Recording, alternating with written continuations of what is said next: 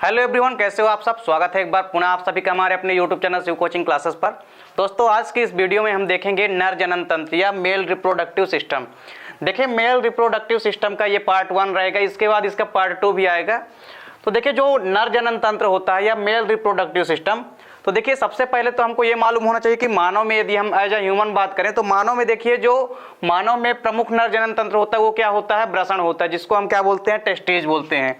तो देखिए, यदि हम मानव में बात करें नर जनन तंत्र की, तो मानव में जो नर जननांग होता है क्या होता है, वृषण होता है या टेस्टिज होता है। क्या होता है, वृषण या टेस्टिस।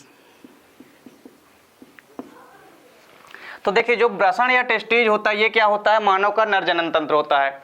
और इस वृषण या टेस्टिज के अंदर ही क्या होते हैं, शुक्राणुओं का निर्माण होता है। इसके पहले देखिए हमने आपको शुक्राणुओं का निर्माण कैसे होता है यानी स्पर्मेटोजेनेसिस की जो क्रिया होती है उसको पूरा हमने आपको डिटेल में करा दिया है। देखिए, यहाँ पे यदि हम बात करें वृषण की या टेस्टिज की, तो सबसे पहले तो हम इसकी बात करते हैं वृषण या टेस्टिज की। तो इसकी उत्पत्ति की यदि हम बात करें तो देखिए इसकी उत्पत्ति कहाँ से होती है, इसकी उत्पत्ति कहाँ से होती है, इसकी उत्पत्ति जो है भ्रूण के मीजोडर्म से होती है। ठीक है, इसकी उत्पत्ति कहाँ से होती है, भ्रूण के मीजोडर्म से होती है। तो जो वृषण की उत्पत्ति होती है वो कहाँ से होती है, भ्रूण के मीजोडर्म से होती है। चलिए, अब यदि हम बात करें पुरुषों में वृषण की, तो देखिए ये कितने वृषण होते हैं टोटल यदि हम बात करें तो पुरुषों में एक जोड़ी वृषण होते हैं, यानी वृषणों की संख्या कितनी होती है, 2। ठीक है, एक जोड़ी वृषण जो है मानव में पाए जाते हैं। और यदि हम बात करें वृषण की, तो वृषण ही क्या होता है, मानव का प्राथमिक जननांग होता है। ठीक है, ये क्या होता है, ये मानव का प्राथमिक जननांग होता है, प्राथमिक, यही क्या होता है, मानव का प्राथमिक जननांग होता है। अब इसके बाद देखिए यदि हम बात करें, देखिए यहाँ पे सबसे पहले तो क्या हो गया कि एक जोड़ी वृषण पाए जाते हैं मानव में यदि हम बात करें, और प्राथमिक जननांग होते हैं। ठीक है, यानी प्राइमरी सेक्स ऑर्गन्स होते हैं ये वृषण। ठीक है, इसके बाद देखिए क्या होता है, यदि हम इसकी आकृति की बात करें, ठीक है, यदि हम इसकी आकृति की बात करें तो वृषण की आकृति कैसी होती है, अंडाकार होती है। कैसी होती है, वृषण की आकृति कैसी होती है, अंडाकार होती है। अब इसके बाद देखिए कभी कभी जो है वृषण के कार्य पूछ लेता है। सबसे पहले तो हमको वृषण के कार्य मालूम होने चाहिए। तो देखिए वृषण के बेसिकली 2 कार्य है। ठीक है, वृषण के 2 मुख्य कार्य है। देखिए पहला क्या है, देखिए पहला कार्य क्या है, यहाँ पे कार्य लिख लीजिए। ठीक है, वृषण के कार्य कौन कौन से हैं। देखिए सबसे पहला और मुख्य कार्य क्या होता है, शुक्राणुओं का निर्माण करना। तो वृषण का पहला कार्य क्या हो गया, शुक्राणुओं का निर्माण करना। शुक्राणुओं यानी स्पर्म का निर्माण करना, शुक्राणुओं का निर्माण करना। तो देखिए जो वृषण का पहला कार्य है क्या, शुक्राणुओं का निर्माण करना, ये वृषण का पहला कार्य है।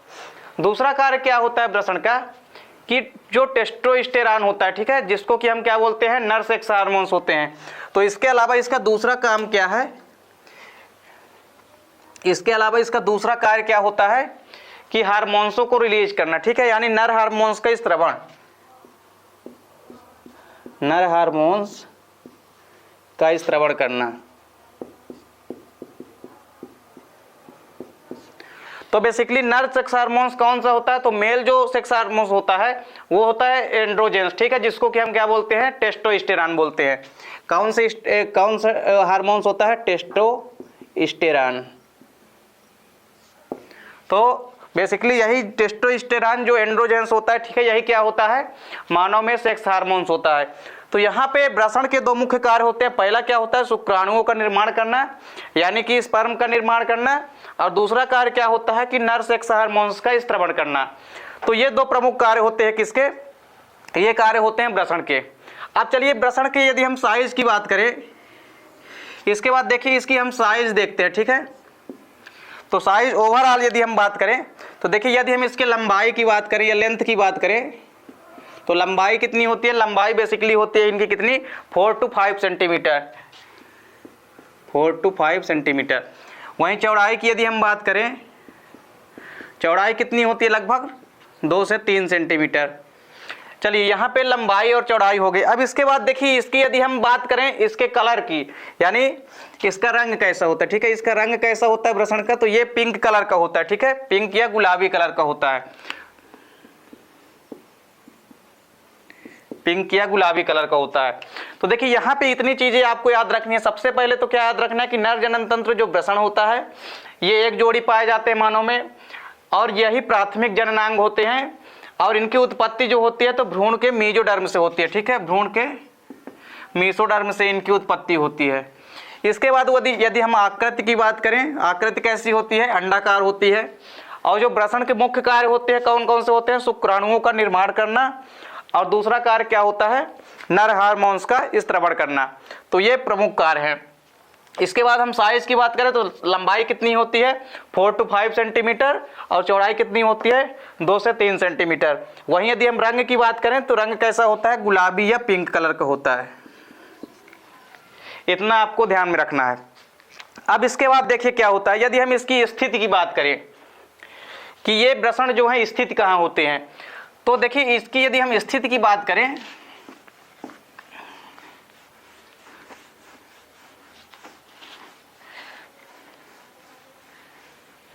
तो देखिए दोनों वृषण जो होते हैं ये उदरी गुहा के बाहर स्थित होते हैं। ठीक है, दोनों वृषण उदरी गुहा के बाहर एक थैले में स्थित होते हैं, एक थैले में स्थित होते हैं, जिसे थैले में स्थित होते हैं, जिसे वृषण कोश कहते हैं।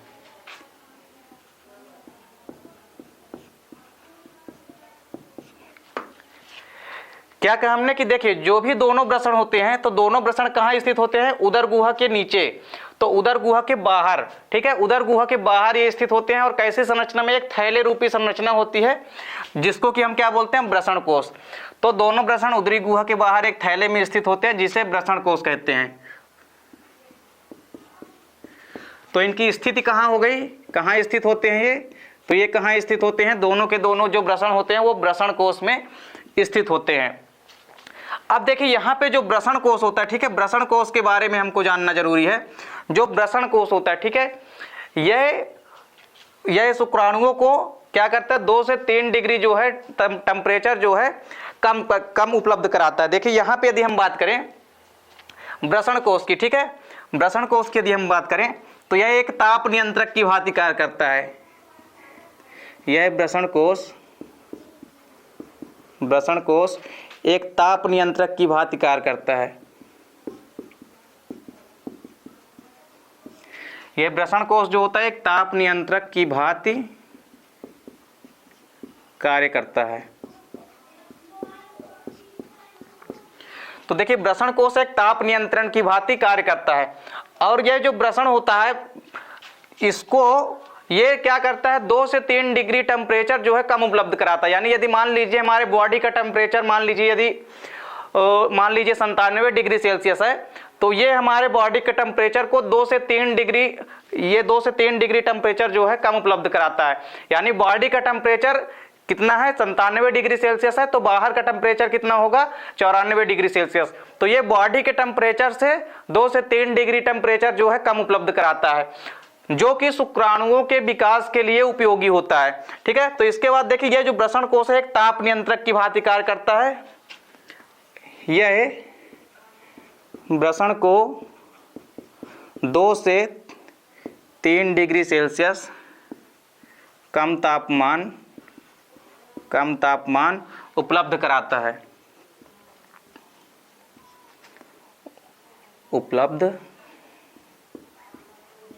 उपलब्ध कराता है। ठीक है, तो जो भी वृषण कोश हैं ये क्या करते हैं, एक ताप नियंत्रक की भांति कार्य करते हैं, और वृषण कोश जो है यह वृषण को 2 से 3 डिग्री सेल्सियस कम तापमान उपलब्ध कराता है, जो कि शुक्राणुओं के विकास के लिए जरूरी होता है, जो शुक्राणुओं के विकास के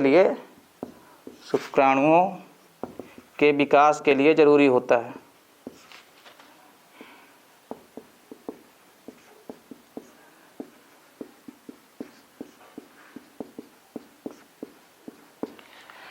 तो देखिए वृषण एक ताप नियंत्रक की भांति कार्य करता है। यह वृषण को 2 से 3 डिग्री सेल्सियस तापमान कम उपलब्ध कराता है, जो कि शुक्राणुओं के परिपक्वन के लिए जरूरी होता है। तो ब्रषण की स्थिति हो गई और यहाँ पे ब्रषण कोष जो ताप नियंत्रक की भांति कार्य करता है ये हो गया। अब इसके बाद देखिए एक चीज और आप नोट कर लीजिए, एक चीज यहाँ पे और नोट करने वाली है।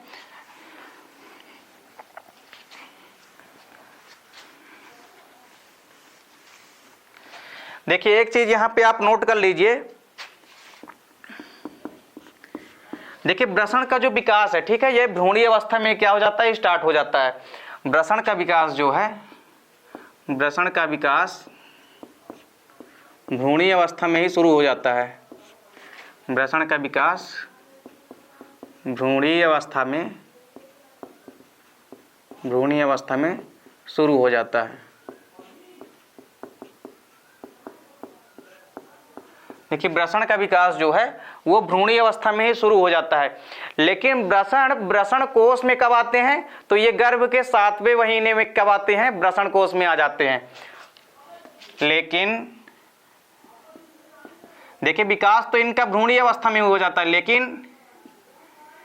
लेकिन यह ब्रषण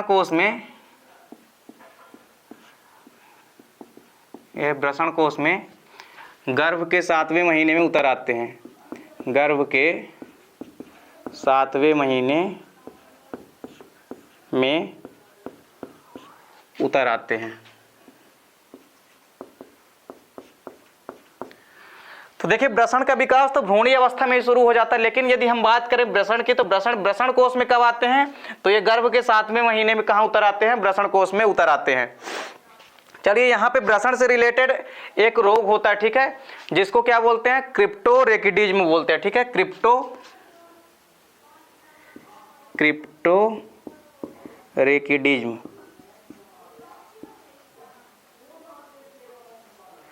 तो देखिए जो क्रिप्टोरेकिडिज्म रोग होता है, देखिए कभी कभी क्या होता है, जो ब्रषण होता है वो ब्रषण कोष में नहीं उतर पाता है, ठीक है, तो इस रोग को हम क्या बोलते हैं, क्रिप्टोरेकिडिज्म बोलते हैं, ठीक है। ब्रषण कोष में ना उतर पाना, ब्रषण कोष में ना उतरना। कभी कभी क्या होता है कि ब्रषण जो है ब्रषण कोष में नहीं उतर पाता है, इसको हम क्या बोलते हैं, क्रिप्टोरेकिडिज्म रोग बोलते हैं। तो इसको आपको याद रखना है।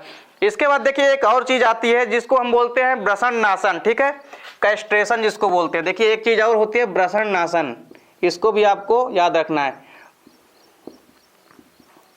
ब्रषण नाशन, इसको हम इंग्लिश में क्या बोलते हैं, कैस्ट्रेशन बोलते हैं। इसको हम क्या बोलते हैं, इंग्लिश में कैस्ट्रेशन बोलते हैं।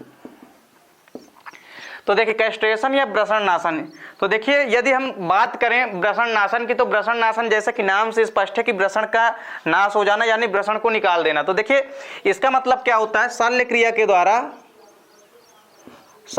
द्वारा ब्रषण को बाहर निकालना, इसी को हम क्या बोलते हैं, ब्रषण नाशन या कैस्ट्रेशन। शल्य क्रिया के द्वारा ब्रषण को निकाल देना।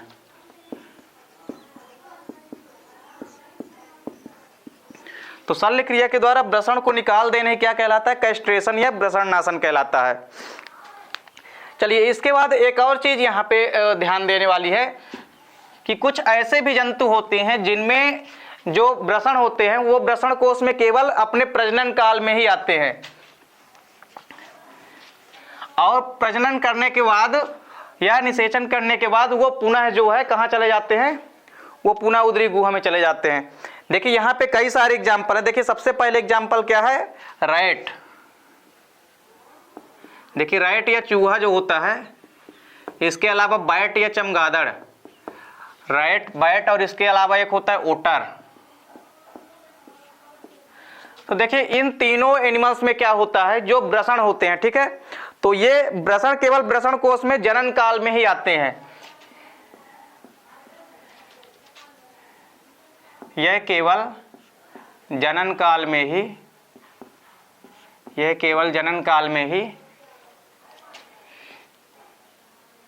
या इनमें लिख सकते हो, इनमें केवल जनन काल में ही ब्रषण कहाँ आते हैं, ब्रषण कोष में आते हैं। इनमें केवल जनन काल में ब्रषण कोष में आते हैं। देखिए चमगादड़, बैट माने क्या होता है चमगादड़, तो चूहा हो गया, चमगादड़, इसके अलावा एक ओटर होता है। ये तीनों केवल जनन काल में ही बाहर आते हैं। इनमें जो वृषण होते हैं वो उदरी गुहा में स्थित होते हैं, लेकिन जब जनन काल इनमें आता है तो वो बाहर कहाँ उतर आते हैं, वृषण कोष में उतर आते हैं। और जैसे इनका जनन काल समाप्त हो जाता है ये पुनः जो है उदरी गुहा में चले जाते हैं और वहां जाकर के स्थित हो जाते हैं।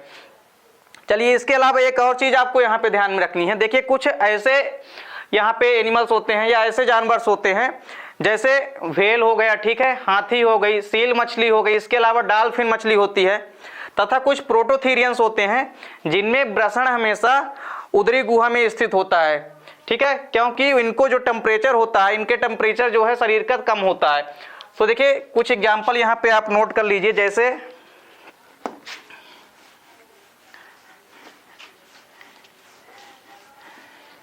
यहाँ पे कुछ एग्जाम्पल आप देख लीजिए, इसको नोट डाउन कर लीजिए। देखिए हाथी हो गई, इसके अलावा व्हेल मछली, इसके अलावा सील, डॉल्फिन मछली,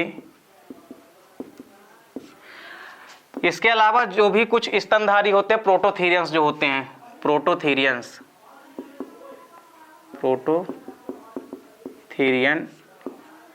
में वृषण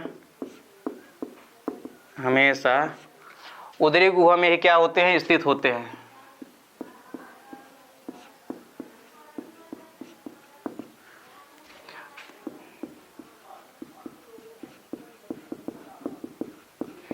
तो देखिए यहाँ पे एक चीज नोट डाउन करनी है कि हाथी, व्हेल, सील मछली, डॉल्फिन तथा कुछ प्रोटोथीरियंस होते हैं, इनमें वृषण हमेशा उदरी गुहा में ही स्थित होते हैं। वो कभी भी बाहर निकल करके वृषण कोष में नहीं आते, ये हमेशा उदरी गुहा में ही स्थित होते हैं। ये क्वेश्चन बार बार ऑब्जेक्टिव में पूछा जाता है कि जैसे आपको एग्जांपल यहाँ पर से एक देख देगा कि हाथी पूछ दिया आपको, अब हाथी में आपको पूछ देगा कि हाथी में जो वृषण है वो कहाँ स्थित होते हैं। तो आपको मालूम होना चाहिए कि जो हाथी में वृषण होते हैं वो हमेशा कहाँ होते हैं, उदरी गुहा में ही स्थित होते हैं।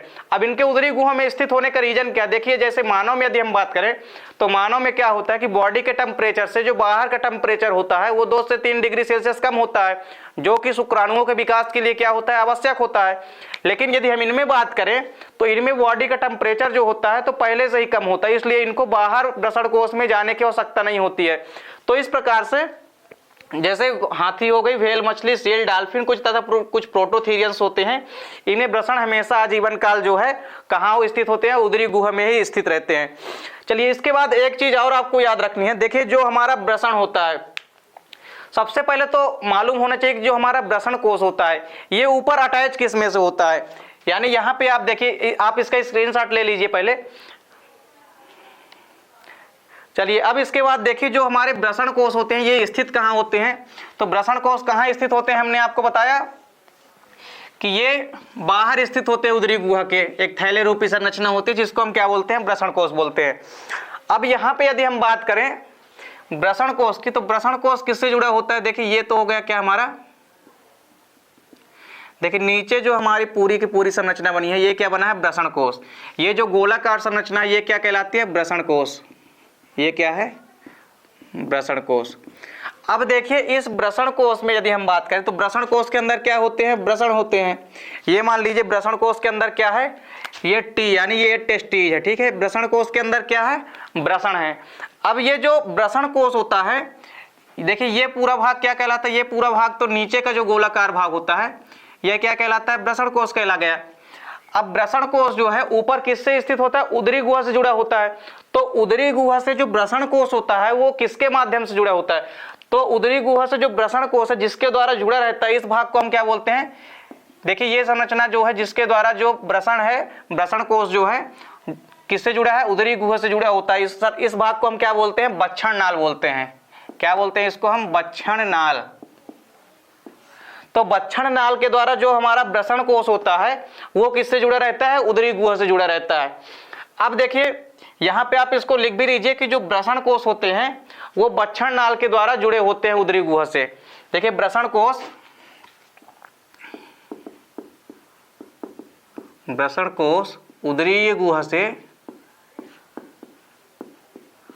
उदरी गुहा से बच्छड़ नाल के द्वारा जुड़े होते हैं, बच्छड़ नाल के द्वारा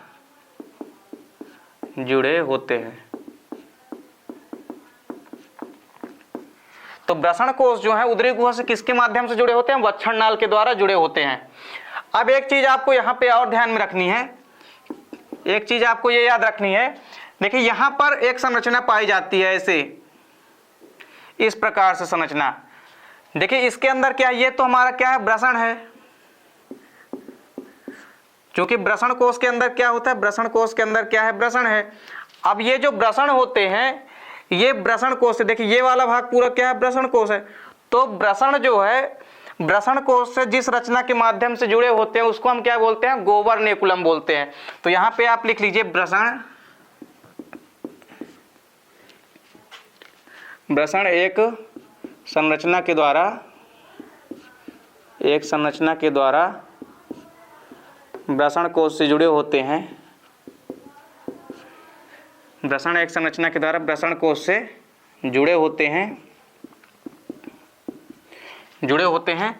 जिसे गोबर्नेकुलम कहते हैं,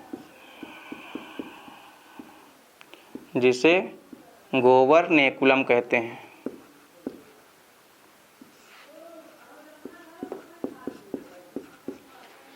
चलिए तो जो देखिए यहाँ पे क्या है, ये तो है वृषण, और वृषण किससे जुड़े हैं, इस संरचना के माध्यम से। तो इस संरचना को क्या बोलते हैं, इस संरचना को बोलते हैं गोबर्नेकुलम।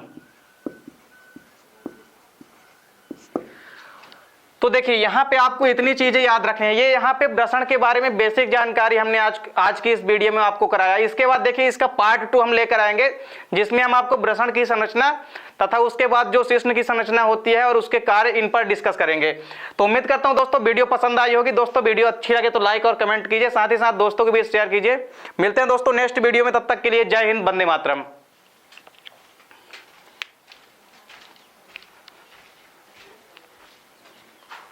वृषण कोश से जिस रचना के माध्यम से जुड़े होते हैं उसको हम क्या बोलते हैं, गोबर्नेकुलम बोलते हैं। तो यहां पे आप लिख लीजिए वृषण एक संरचना के द्वारा वृषण कोश से जुड़े होते हैं, वृषण एक संरचना के द्वारा वृषण कोश से जुड़े होते हैं जिसे गोबर्नेकुलम कहते हैं, जिसे गोबर्नेकुलम कहते हैं।